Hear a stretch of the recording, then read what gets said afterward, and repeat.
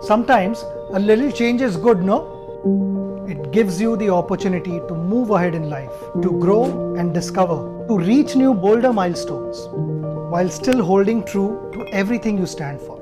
IDBI Federal has now changed to AGS Federal. It's the same old company but with a bold new outlook.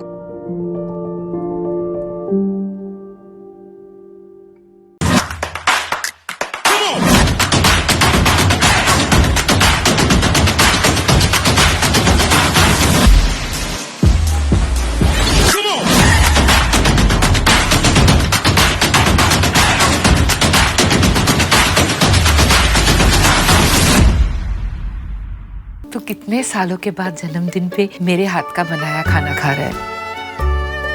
Just my roots, घर का बना खाना पहुंचाए आपके शहर तक।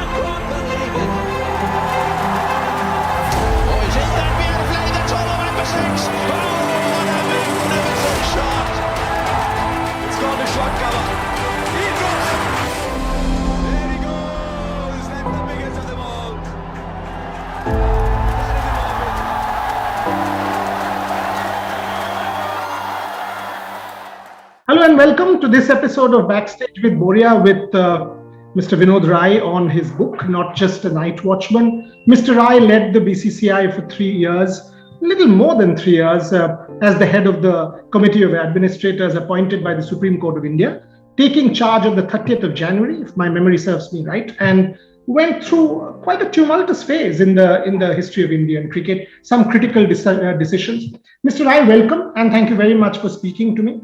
I've had a look at the book. I've read some parts.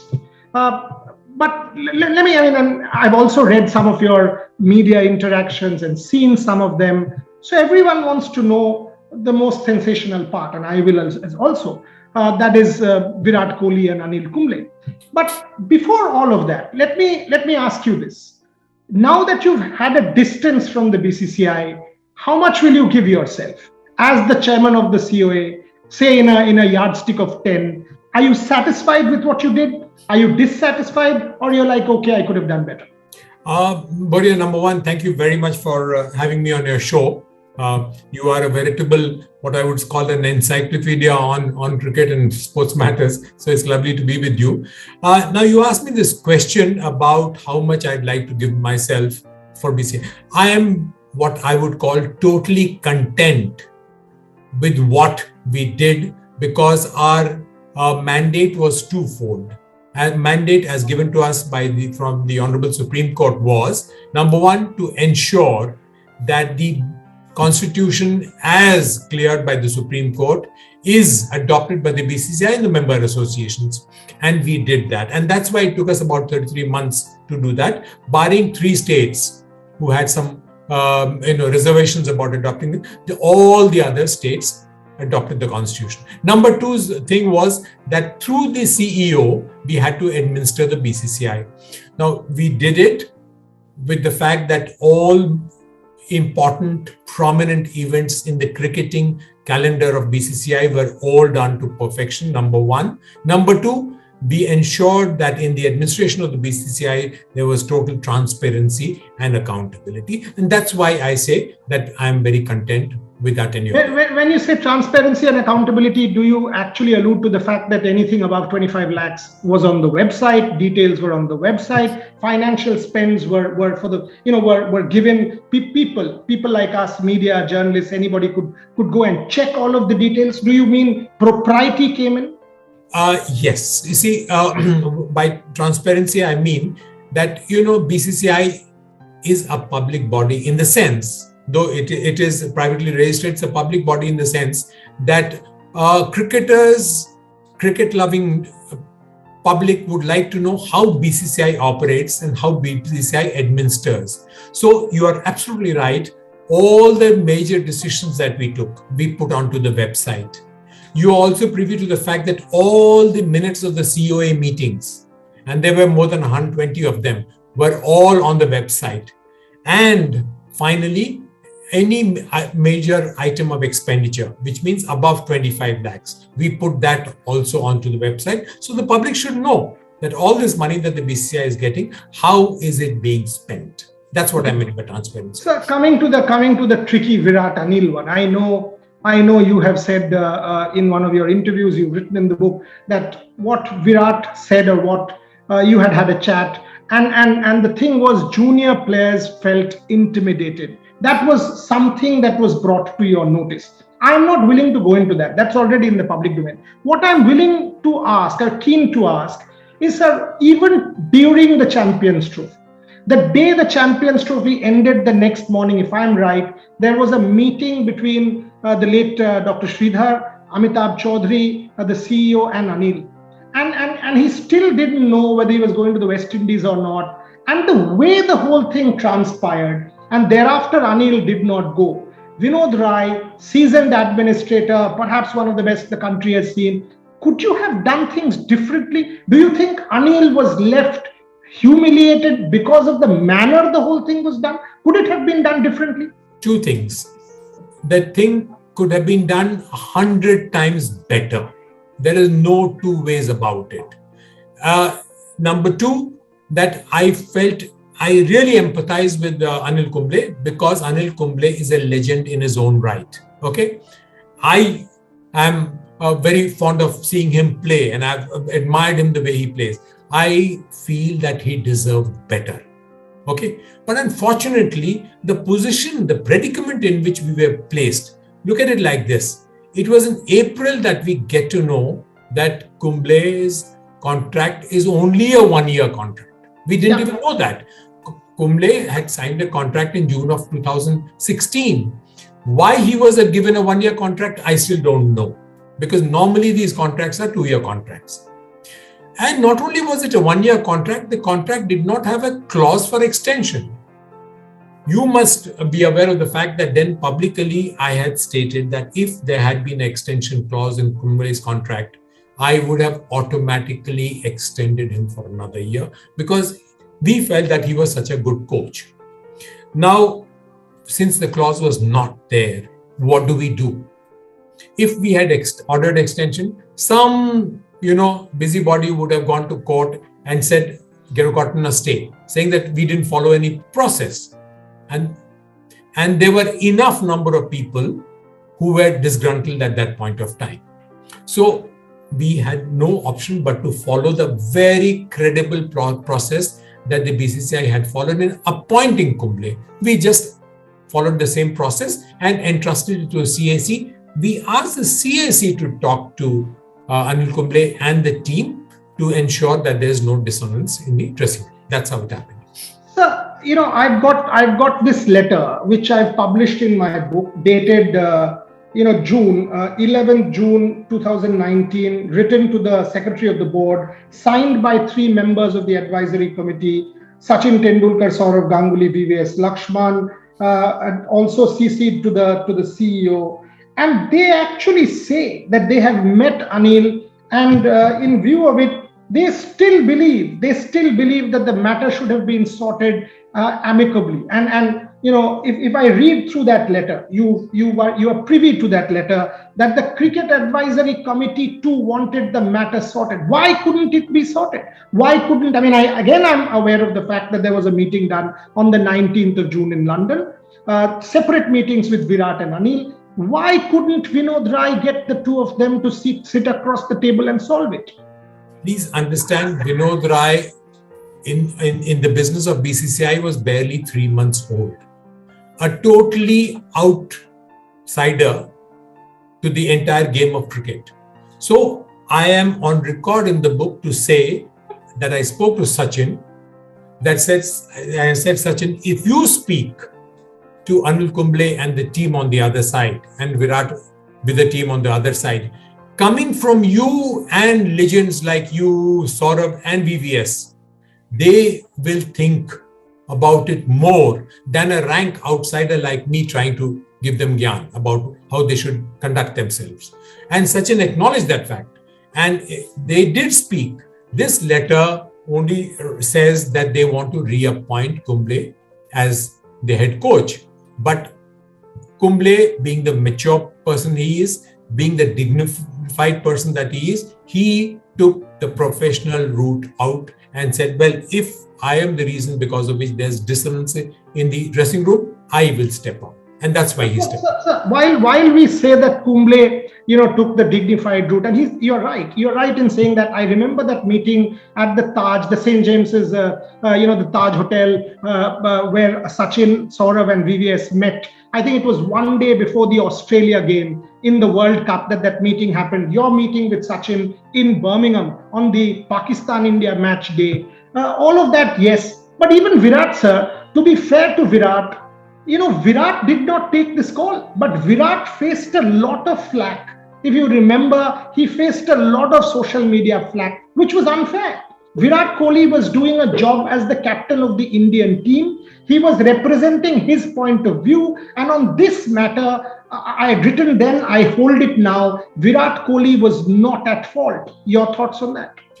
I'm 100% right.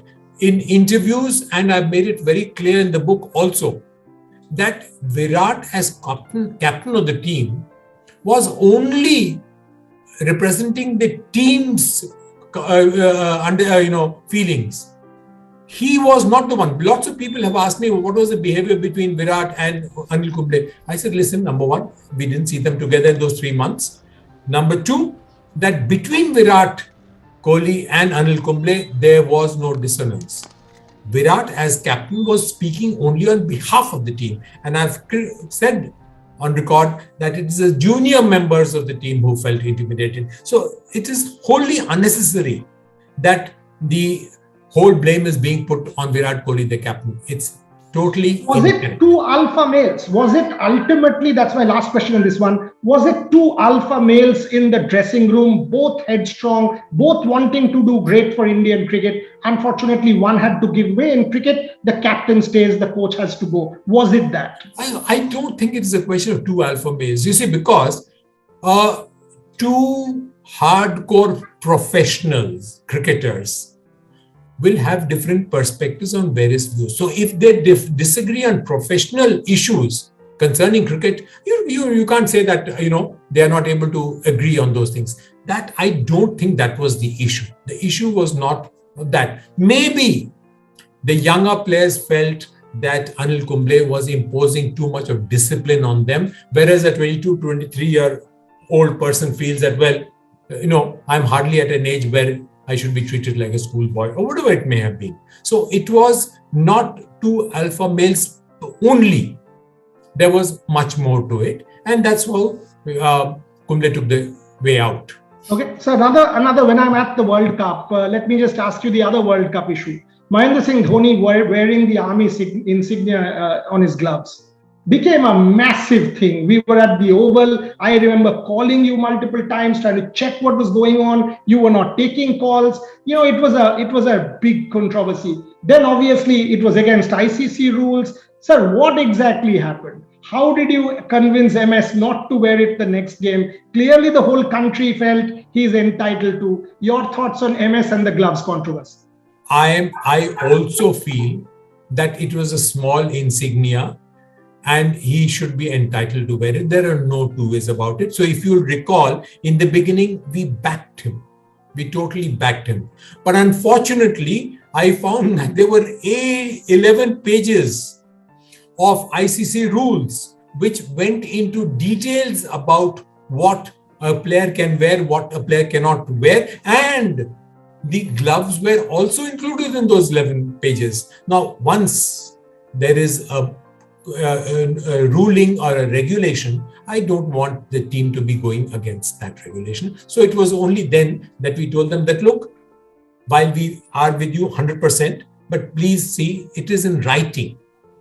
And then, see, after all, everybody wants to play the game the way the ICC wants to conduct the game. We are part of the entire thing. And that's how we persuaded them to stay away from it. Did you have a chat with MS? Because there was so much speculation. Will he wear it the next day? Will he not? Did you have a chat with MS directly, or did you communicate? Or how did the matter get sorted? No, if I remember correctly, either it was Amitabh Chaudhary or the CEO with whom I had a chat, because I was not in the UK at that time. So I didn't speak to him directly, but I must have spoken to either of these people to communicate that, look, this is the feeling, and it's a small issue as far as they are concerned. Okay, so the other one, and both of them are back as captains of their respective franchises, and thank goodness in the manner that, the issue was finally sorted. The television show Hardik Pandya and KL Rahul. Again, I remember it was such a massive thing. I was on the way back from Australia when I landed in India, and all of this was on, and tried speaking to Diana and to you, both Hardik and at one point there was this question: should they be banned for life? Should they be banned for whatever? What was your take? How did you sort that? And was there a difference of opinion in the COA as well? I'll tell you. See, this issue was like, these are youngsters.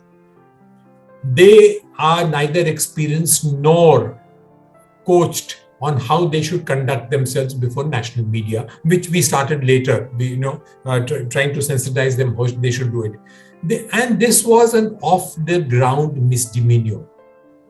What they said was reprehensible. They should not have said it. There is just no two ways about the fact that such a statement should ever be made.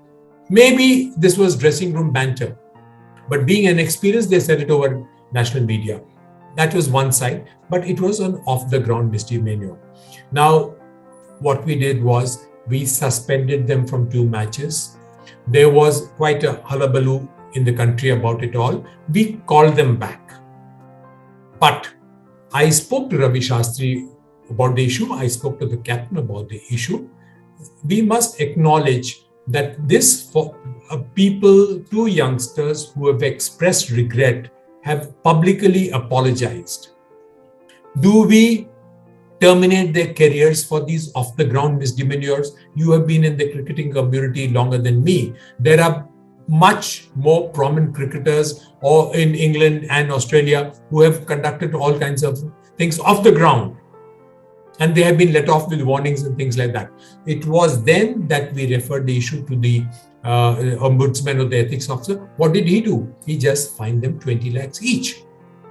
So I sincerely felt that they needed to be sensitized, they needed to be penalized, but at the same time, I felt that a penalty of suspension was sufficient, and that's why we sent them back to Australia. KL Rahul stayed on. He played in India and Hardik went back to Australia. And since then, the 2 of them have resurrected their careers, and look at where they are. Had some harsh action been taken, the country would have lost out, and these 2 very talented young men, everyone makes mistakes, and these 2 very talented young men would have lost out on their careers. Was there a difference of opinion in the COA? Was there an issue there? I have written in the book that who had suspended them. Suspension, and I should know it very well, I've done administration for 40 years. Suspension is an executive order. The order can be withdrawn by those people who are, who had ordered it initially. I spoke to the amicus and I said, look, the administrative order was issued by the BCCI. And we should withdraw this order. I sincerely feel about it. The amicus agreed with me. But I felt that other members of the COA may not agree if I put forward this suggestion. So I made amicus speak to my colleague in the COA, and it was agreed.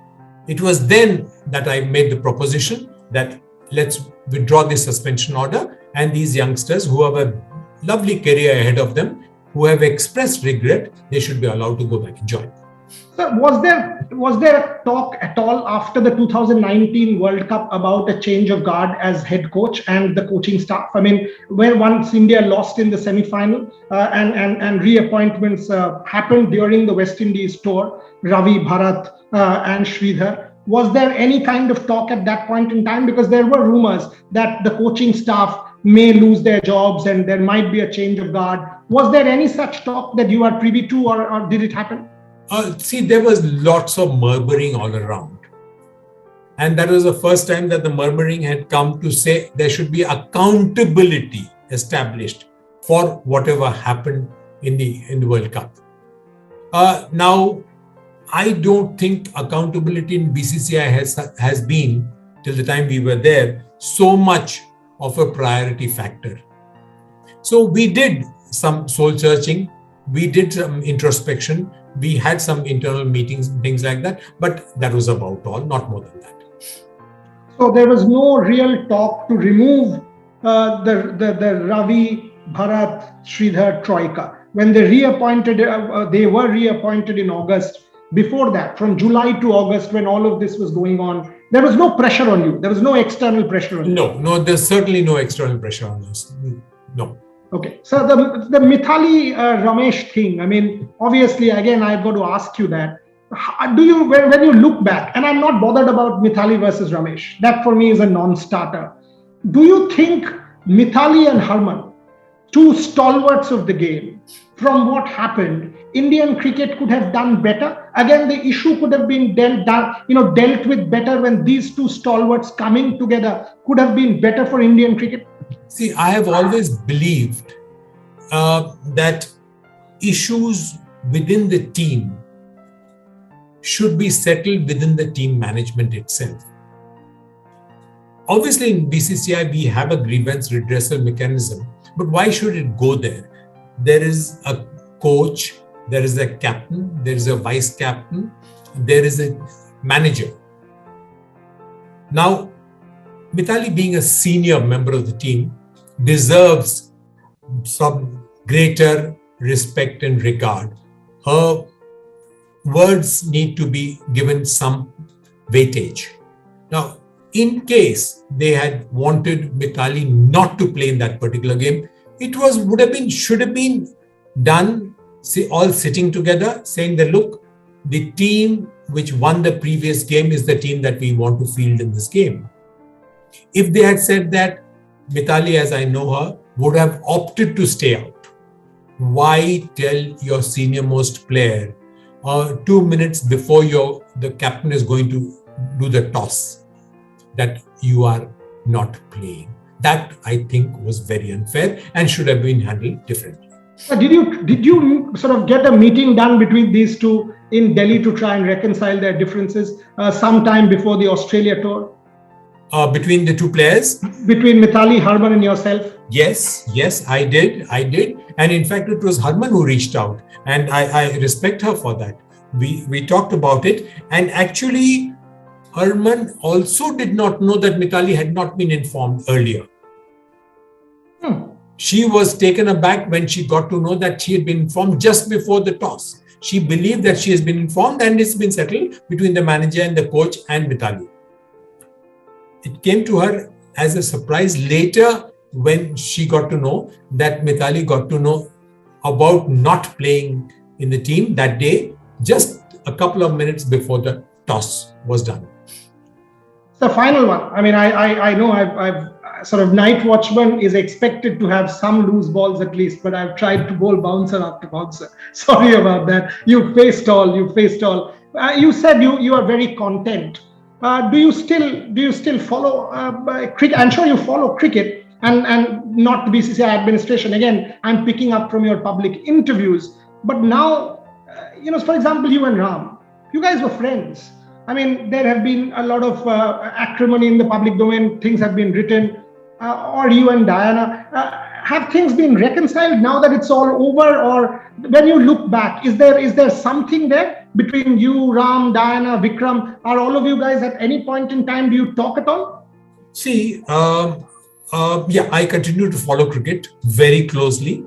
I'm in touch with some of the players also, whether it's the lady players or the men players. I'm in touch with them also. But I actually did not know Ram. I met Ram for the first time when he came for the first meeting as a COA member, and I have not come across him post his quitting the BCCI. Diana also, I did not know earlier. I have not been in touch with her after the COA was wound up. Vikram and I knew each other earlier. We are still in touch. We are very good friends. We consult each other on lots of things, and I consider Vikram to be one of the best financial experts, professionals that we have in the country. And look at the distinction with which he has led the National Stock Exchange. So there was no acrimony as such, in the sense, not from my side in any case. I've never said anything about Ram or anything, or written anything in the book either. On professional issues, yes, Diana and I did disagree on some things, but then our perspectives obviously had to be different, you know. I'll leave it at that, sir. I mean, I know it wasn't the most easy period to take over post Lodha, one of the most difficult, in fact, phases in the history of Indian cricket. You did the best you could. You've written it all out in the book. I recommend everyone to read it because it's not been easy. And again, many congratulations on the book. And thank you very, very much for your time. Thank you. Thank you. It was lovely talking to you. Thank you very much. Thank you so much.